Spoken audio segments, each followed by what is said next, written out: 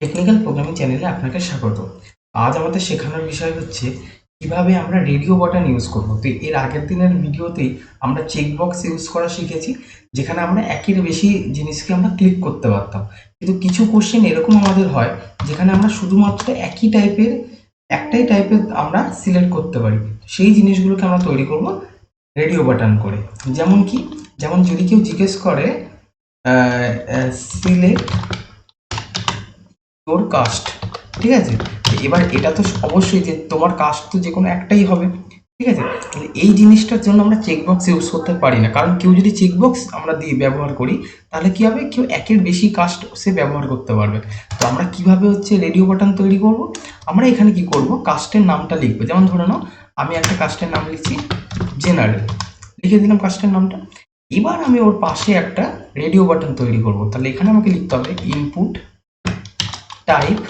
Input টাইপটা কিরকম টাইপের হবে, যেহেতু যেরকম আমরা যখন আমরা চেকবক্স ক্লিক করছিলাম তখন আমরা ইনপুট টাইপটা নিচ্ছিলাম চেকবক্স, এখানে আমাকে নিতে হবে রেডিও, ঠিক আছে। রেডিও বলে নিতে হবে।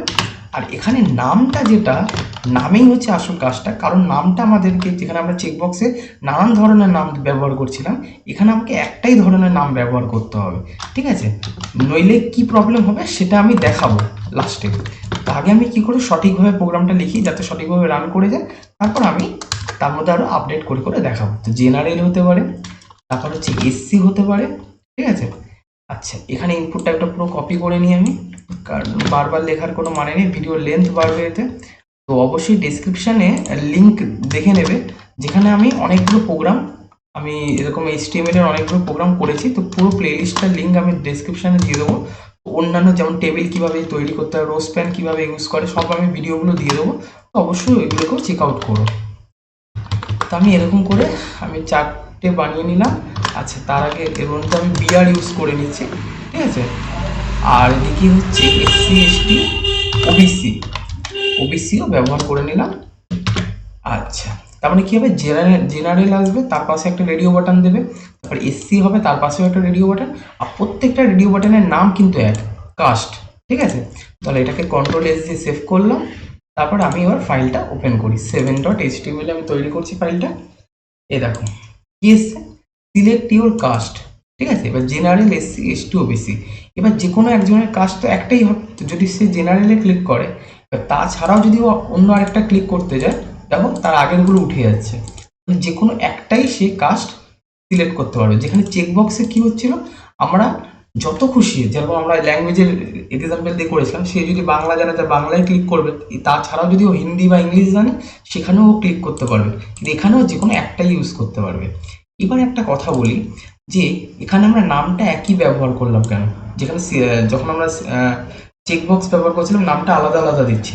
এবার নামটা যদি আমি আলাদা দিই, দেখো কি সমস্যা হবে, তাহলে আমরা একের বেশি জিনিস সিলেক্ট করতে পারবো, কিন্তু সেটা তো আমাদের পারপাস না। তাহলে তো এটা চেকবক্সের মতোই হয়ে যাবে, ঠিক আছে। সেই জন্য আমরা নামটা একই রাখবো। আমি Ctrl+S করে একবার রান করে দেখো এখানে করলাম। এবার দেখো জেনারেলি ক্লিক করলাম, হলো।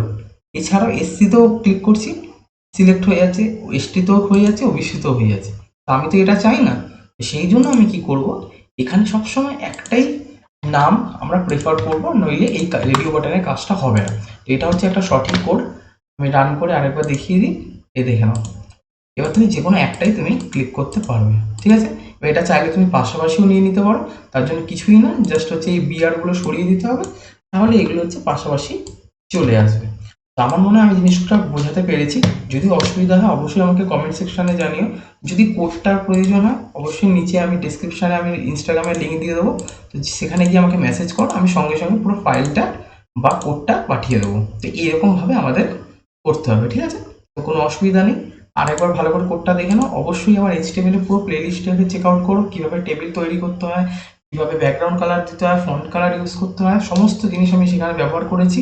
তো অবশ্যই ওগুলো চেক আউট করো। চলো দেখা হচ্ছে নেক্সট ক্লাসে।